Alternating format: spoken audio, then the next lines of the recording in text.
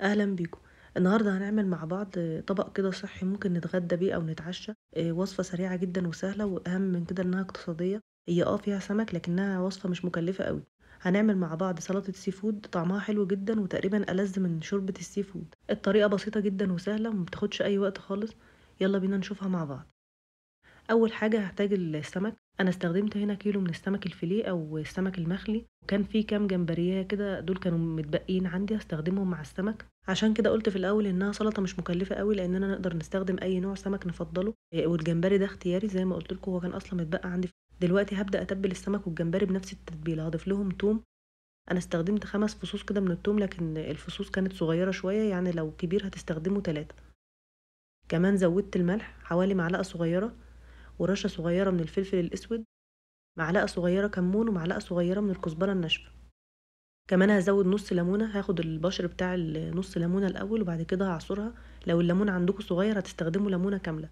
كمية التوابل والليمون في التتبيلة مش كتيرة قوي لأن لسه هنعمل دريسنج للسلطة اللي هتحط عليها، فيا دوب بس كده إنها تدي طعم بسيط للسمك.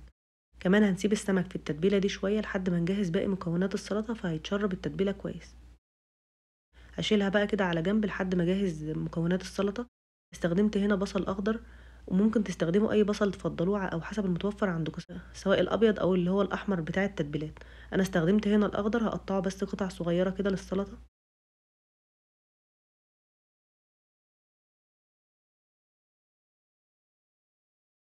كمان جبت شوية بقدونس كده هقطعهم برضو قطع صغيرة جدا. ممكن على فكرة المكونات دي تقدروا تزودوا او تقللوا في كمياتها حسب الرغبة، وكمان ممكن تزودوا كزبرة خضراء لو انتوا بتحبوها. الكزبرة والبقدونس بيبقوا حلوين جدا في الوصفة دي. اهم حاجه قطعوا البقدونس قطع تكون صغيره جدا عشان بس ما يكونش كبير ويضايق اللي بياكله. هو لما بيتقطع صغير ما بيبانش في الطعم وبيدي نكهه طعمها كويس جدا في الاكل. جهزت الخضار ده وهشيله على جنب. انا جبت هنا طبق التقديم وحطيت فيه كميه خس. كميه الخس تقدروا تحطوا كميه كبيره زي ما تحبوا، كمان ممكن تضيفوا جرجير لو حابين، لكن هنا انا اكتفيت بالخس مع البصل الاخضر والبقدونس. هضيف عليه بقى البصل والبقدونس اللي قطعتهم. كمان هنا استخدمت حوالي 5 ل6 معالق كده من الذرة الصفراء. الذرة دي معلبة لكن انا غسلتها كويس جدا وبعدين صفيتها كويس من المية وهضيفها للطبق، وتقدروا طبعا تستخدموا سواء الفريش او المعلبة. هشيل بقى طبق الخضار ده على جنب وهجهز الدريسنج بتاع السلطة. استخدمت ليمونة كبيرة حوالي 5 معالق من عصير الليمون، عليهم 3 معالق كبار من زيت الزيتون. زودت ملح وزودت نص معلقة كبيرة من المسترد أو المستردة، معلقة كبيرة من عسل النحل. ودي إضافة اختياري، واللي هي الشطة الحارة أو الصوص الحراق، أو ممكن تضيفوا كمان ربع معلقة صغيرة من الشطة البودر لو بتحبوا الحاجة سبايسي. هغطي العلبة اللي فيها الدريسنج وأحركها كويس جدا عشان يمتزجوا كويس مع بعض. نرجع بقى للسمك اللي قعد في التتبيلة تقريبا حوالي ربع ساعة أو تلت ساعة. في طاسة سخنة على النار تفت حوالي معلقة كبيرة من زيت الزيتون.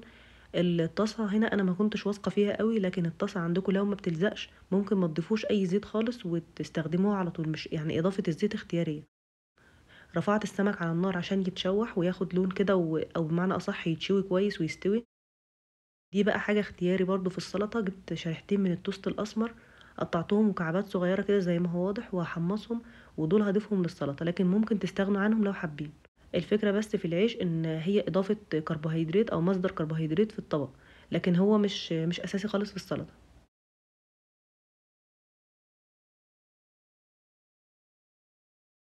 بعد ما السمك استوى شيلته كده في طبق على جنب، وفي نفس الطاسة هضيف الجمبري واشوحه كده برضو بنفس الطريقة لحد ما يستوي. السمك والجمبري ما بياخدوش اي وقت خالص، يا دوب بس الوانهم بتغير وبتكون الحاجة دي استوت لان هما ما بياخدوش وقت خالص في التسوية.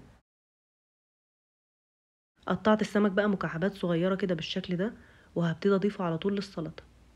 كمية السلطة كلها على بعضها اختياري، يعني ممكن تزودوا حاجة وتقللوا حاجة حسب الرغبة، لكن عموما في حاجات كده لما بتزيد ما بتعملش مشكلة قوي زي الخس، وحاجات لما بتزيد ما بتبقاش احسن حاجة مثلا زي الذرة. فيفضل ان يعني الكميات اللي انا عملتها دي كميات مثلا متناسبة مع بعض. فالخس بيكون كتير بيكون حلو لكن ما تكتروش الذرة قوي. زودت الجمبري اللي شوحناه كمان وكمان العيش كان اتحمص. انا حمصته من غير اي زيت خالص، كمان زودته على السلطة.